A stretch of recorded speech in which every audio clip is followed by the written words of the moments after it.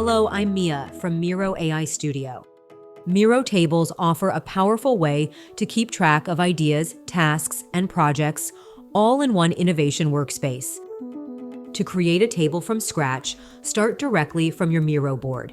Just click Tools, Media and Integrations, and select Table. If you want to go faster, just press Y and click anywhere on your board to place it. Miro's tables come with a default setup that's super handy. You'll see columns for title, description, status, assignee, start date, end date, effort, and priority. But here's the best part. Everything is fully customizable.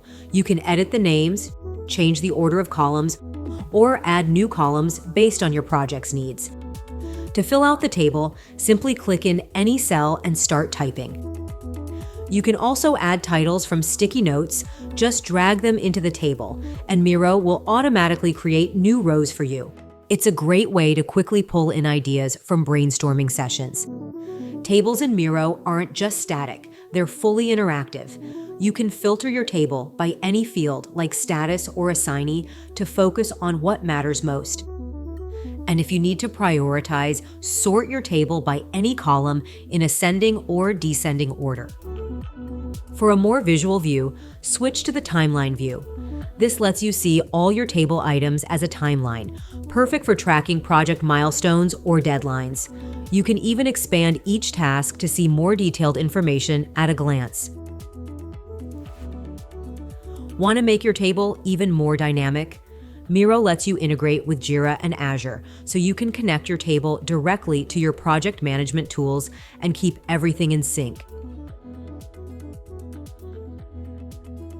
And speaking of syncing, if you want to share your table across different Miro boards, use the Synced View feature.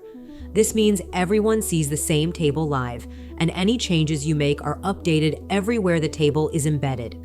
It's a huge time saver and ensures your team always has the latest info.